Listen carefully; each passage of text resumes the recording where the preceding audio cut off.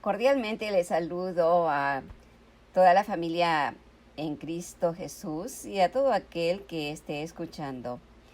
Continúo la lectura en el libro titulado Seguridad y Paz en el Conflicto de los Siglos por Elena de White. ¿Deseas saber cómo terminará este mundo tal como lo conocemos hoy? Sigue escuchando la lectura de este hermoso libro y verás todos los acontecimientos transcurridos y los que vendrán, pero el final será glorioso. Leo en el capítulo 1, página 39.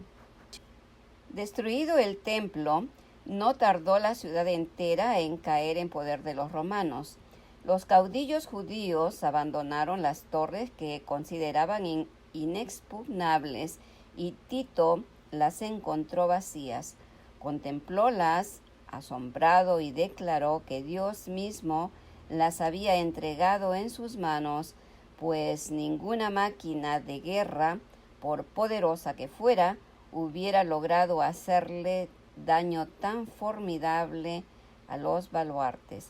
La ciudad y el templo fueron arrasados hasta sus cimientos. El solar sobre el cual se erigía el santuario fue arado como campo. Jeremías 26:18. En el sitio y en la mortandad que le siguió perecieron más de 1 millón de judíos. Los que sobrevivieron fueron llevados cautivos, vendidos como esclavos, conducidos a Roma por enaltecer el triunfo del conquistador, arrojados a las fieras del circo y desterrados y esparcidos por toda la tierra. Los judíos habían forjado sus propias cadenas, habían colmado la copa de la venganza. En la destrucción absoluta de que fueron víctimas como nación y en todas las desgracias que les persiguieron en la dispersión, no hacían sino cosechar lo que habían sembrado con sus propias manos. Dice el profeta: en tu destrucción, oh Israel, el que estés contra mí, porque has caído por tu iniquidad. Oseas 13:9, 14:1. Los padecimientos de los judíos son muchas veces representados como castigo que cayó sobre ellos por decreto del Altísimo. Así es como el gran engañador procura ocultar su propia obra. Por la tenacidad con que rechazaron el amor y la misericordia de Dios, los judíos le hicieron retirar su protección y Satanás pudo regirlos como quiso. Las horrorosas crueldades perpetradas durante la destrucción de Jerusalén demuestran el poder con que se ensaña Satanás sobre aquellos que ceden a su influencia. No podemos saber cuánto debemos a Cristo por la paz y la protección de que disfrutamos. Es el poder restrictivo de Dios lo que impide que el hombre caiga completamente bajo el dominio de Satanás. Los desobedientes e ingratos deberían hallar un poderoso motivo de agradecimiento a Dios en el hecho de que su misericordia y clemencia hayan cortado el poder maléfico del diablo. Pero cuando el hombre traspasa los límites de la paciencia divina, ya no cuenta con aquella protección que le libraba del mal. Dios no asume nunca para con el pecador la actitud de un verdugo que ejecuta la sentencia contra la transgresión, sino que abandona a su propia suerte a los que rechazan su misericordia para que recojan los frutos de lo que sembraron sus propias manos. Todo rayo de luz que se desprecia, toda admonición que se desoye y rechaza, toda pasión malsana que se abriga, toda transgresión de la ley de Dios, son semillas que darán infaliblemente su cosecha. Cuando se le resiste tenazmente, el Espíritu de Dios concluye por apartarse del pecador, y éste queda sin fuerzas para dominar las malas pasiones de su alma y sin protección alguna contra la malicia y perfidia de Satanás. La destrucción de Jerusalén es una advertencia terrible y solemne para todos aquellos que menosprecian los dones de la gracia divina y que resisten a las instancias de la misericordia divina. Nunca se dio un testimonio más decisivo de cuánto aborrece Dios el pecado y de cuán inevitable es el castigo que sobre sí atraen los culpables. La profecía del Salvador referente al juicio que iba a caer sobre Jerusalén va a tener otro cumplimiento, y la terrible desolación del primero no fue más que un pálido reflejo de lo que será el segundo. En lo que acaeció a la ciudad escogida, podemos ver anunciada la condenación de un mundo que rechazó la misericordia de Dios y pisoteó su ley. Lóbregos son los anales de la humana miseria que ha conocido la tierra a través de siglos de crímenes. Al contemplarlos, el corazón desfallece y la mente se abruma de estupor. Horrendas han sido las consecuencias de haber rechazado la autoridad del cielo. Pero una escena aún más sombría nos anuncian las revelaciones de lo porvenir, la historia de lo pasado, la interminable serie de alboroto, conflictos y contiendas, toda la armadura del guerrero en el tumulto de batalla y los vestidos revolcados en sangre.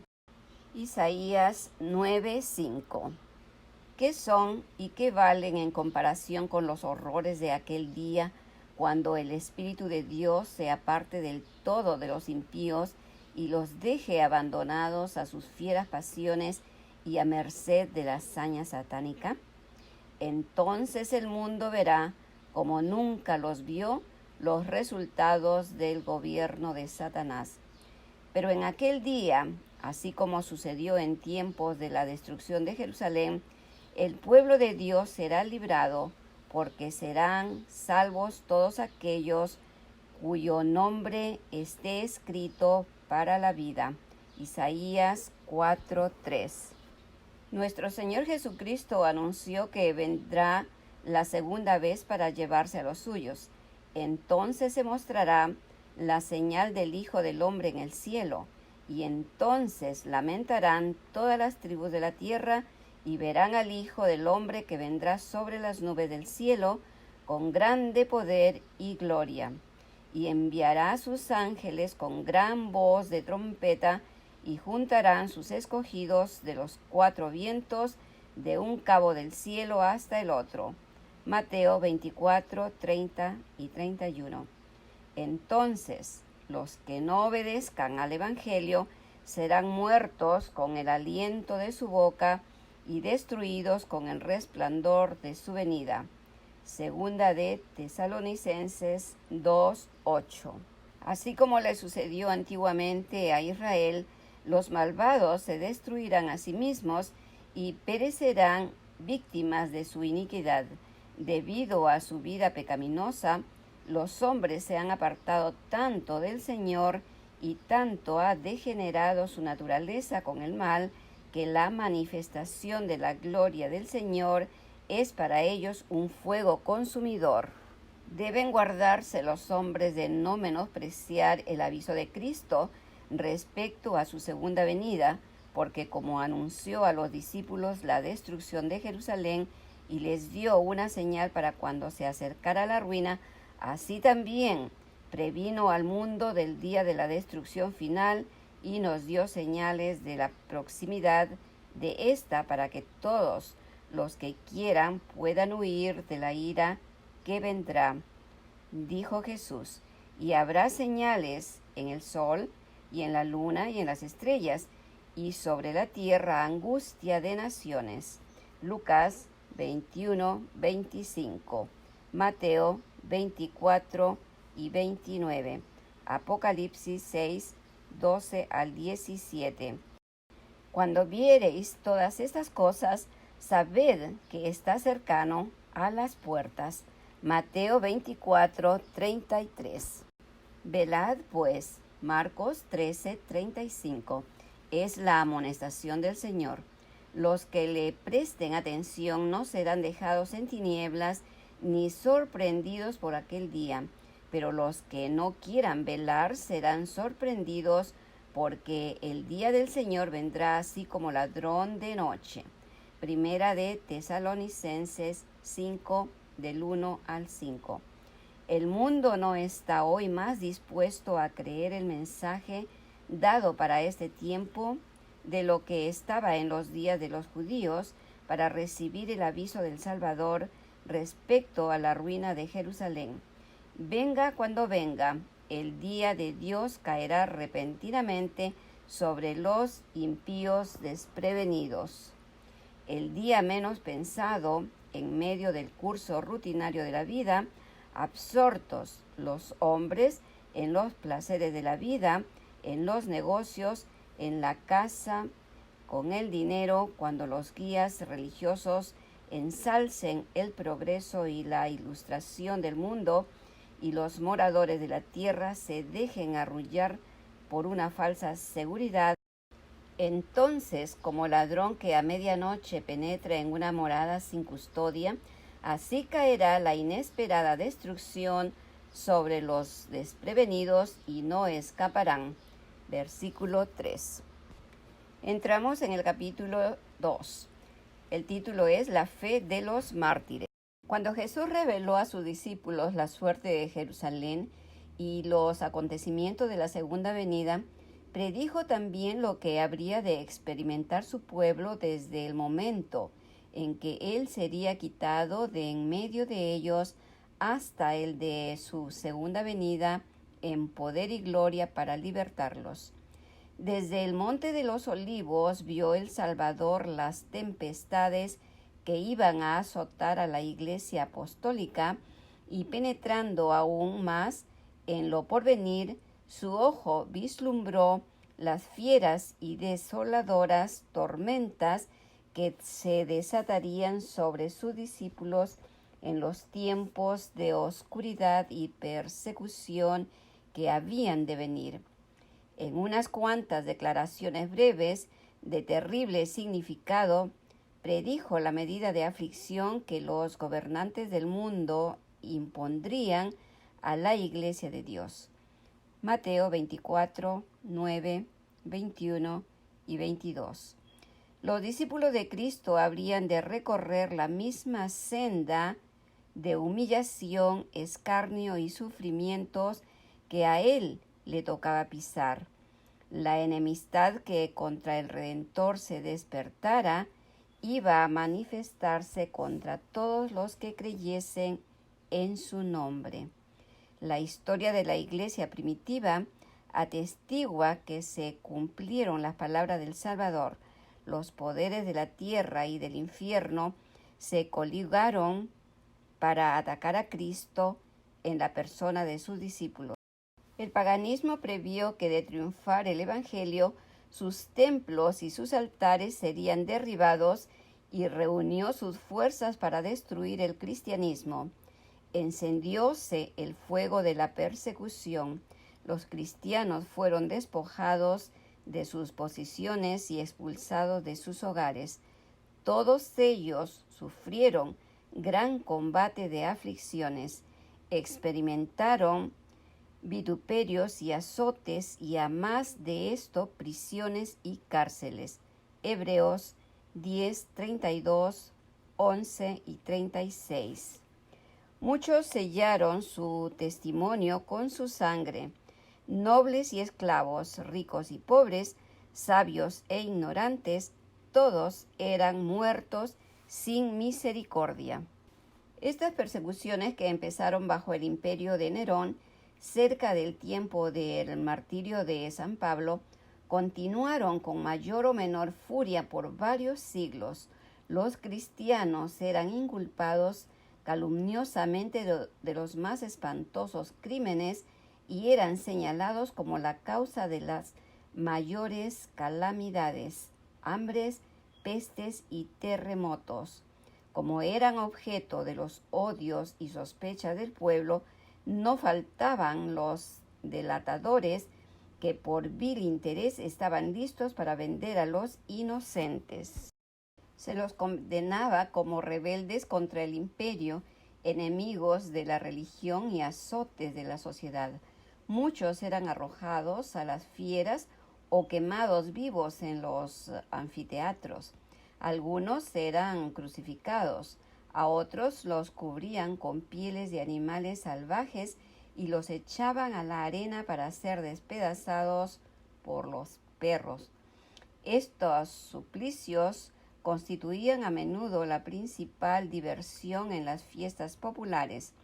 Grandes muchedumbres solían reunirse para gozar de semejantes espectáculos y saludaban la agonía de los moribundos con risotadas y aplausos. Doquiera fuesen los discípulos de Cristo en busca de refugio, se les perseguía como a animales de rapiña. Se vieron, pues, obligados a buscar escondite en lugares desolados y solitarios. Anduvieron destituidos, afligidos, maltratados, de los cuales al mundo no era digno, andando descaminados por los desiertos y por las montañas, y en las cuevas y en las cavernas de la tierra. Hebreos 11, 37 y 38. Debajo de los cerros, en las afueras de la ciudad de Roma, se habían cavado a través de tierra y piedras largas galerías subterráneas cuyo oscura e intrincada red se extendía leguas más allá de los muros de la ciudad. En estos retiros los discípulos de Cristo sepultaban a sus muertos y hallaban hogar cuando se sospechaba de ellos y se les proscribía. Cuando el dispensador de la vida despierte a los que pelearon la buena batalla, muchos mártires de la fe de Cristo se levantarán de entre aquellas cavernas tenebrosas. En las persecuciones más encarnizadas, estos testigos de Jesús conservaron su fe sin mancha, a pesar de verse privados de toda comodidad y aún de la luz del sol, mientras moraban en el oscuro pero benigno seno de la tierra, no profirieron quejas. Con palabras de fe, paciencia y esperanza, se animaban unos a otros para soportar la privación y la desgracia. La pérdida de todas las bendiciones temporales no pudo obligarlos a renunciar a su fe en Cristo. Las pruebas y la persecución no eran sino peldaños que los acercaban más al descanso y a la recompensa. Como los siervos de Dios en los tiempos antiguos, muchos fueron muertos a palos, no admitiendo la libertad para alcanzar otra resurrección mejor. Versículos 35. Recordaban que su maestro había dicho que cuando fuesen perseguidos por causa de Cristo, debían regocijarse mucho, pues grande sería su galardón en los cielos, porque así fueron perseguidos los profetas antes que ellos. Se alegraban de que se los hallara dignos de sufrir por la verdad y entonaban cánticos de triunfo en medio de las crecipitantes hogueras. Mirando hacia arriba por la fe, veían a Cristo y a los ángeles que desde las almenas del cielo los observaban con el mayor interés y apreciaban y aprobaban su entereza. Descendía del trono de Dios hasta ellos una voz que decía: sé fiel hasta la muerte, y yo te daré la corona de la vida. Apocalipsis 2:10. Vanos eran los esfuerzos de Satanás para destruir la iglesia de Cristo por medio de la violencia. La gran lucha que los discípulos de Jesús entregaban la vida no cesaba cuando estos fieles portaestandartes caían en su puesto. Triunfaban por su derrota. Los siervos de Dios eran sacrificados, pero su obra seguía siempre adelante. El evangelio cundía más y más, y el número de sus adherentes iba en aumento. Alcanzó hasta las regiones inaccesibles para las águilas de Roma. Dijo un cristiano, reconviniendo a los jefes paganos que atizaban la persecución: atormentadnos y condenadnos, desmenuzándonos, que vuestra maldad es la prueba de nuestra inocencia. De nada os vale vuestra crueldad. No era más que una instigación más poderosa para atraer a otros a su fe. Mas somos cuanto derramáis más sangre, que la sangre de los cristianos es semilla. Miles de cristianos eran encarcelados y muertos, pero otros los reemplazaban, y los que sufrían el martirio por su fe quedaban asegurados para Cristo y tenidos por Él como conquistadores. Habían peleado la buena batalla y recibirían la corona de gloria cuando Cristo viniese. Los padecimientos unían a los cristianos unos con otros y con su Redentor. El ejemplo que daban en vida y su testimonio al morir eran una constante atestación de la verdad, y donde menos se esperaba, los súbditos de Satanás abandonaban su servicio y se alistaban bajo el estandarte de Cristo. En vista de esto, Satanás se propuso oponerse con más éxito al gobierno de Dios, implantando su bandera en la iglesia cristiana. Si podía engañar a los discípulos de Cristo e inducirlos a ofender a Dios, decaerían su resistencia, su fuerza y su estabilidad, y ellos mismos vendrían a ser presa fácil. El gran adversario se esforzó entonces por obtener con artificios lo que no consiguiera por la violencia. Cesó la persecución y la reemplazaron los peligros, seducciones de la prosperidad temporal y del honor mundano. Los idólatras fueron inducidos a aceptar parte de la fe cristiana, al par que rechazaban otras verdades esenciales. Profesaban aceptar a Jesús como Hijo de Dios y creer en su muerte y en su resurrección, pero no eran convencidos de pecado ni sentían necesidad de arrepentirse o de cambiar su corazón. Habiendo hecho algunas concesiones, propusieron que los cristianos hicieran las suyas para que todos pudiesen unirse en el terreno común de la fe en Cristo. La iglesia se vio entonces en gravísimo peligro, y en comparación con él, la cárcel, las torturas, el fuego y la espada eran bendiciones.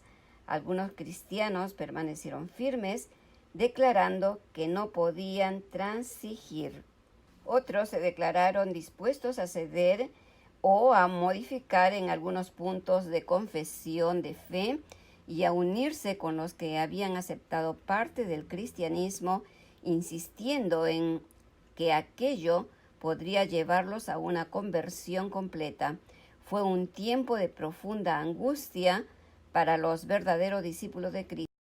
Bajo el manto de un cristianismo falso, Satanás se introducía en la iglesia para corromper la fe de los creyentes y apartarlos de la palabra de verdad.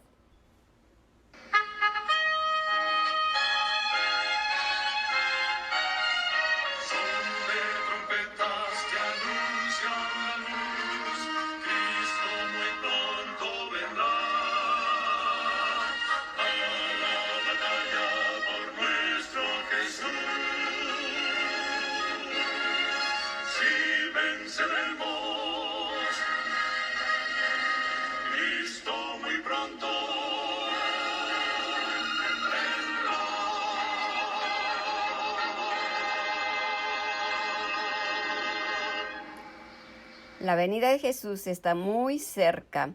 Mi deseo y oración es que todo aquel que escuche estas grandes verdades estén en el cielo con Cristo Jesús por la eternidad.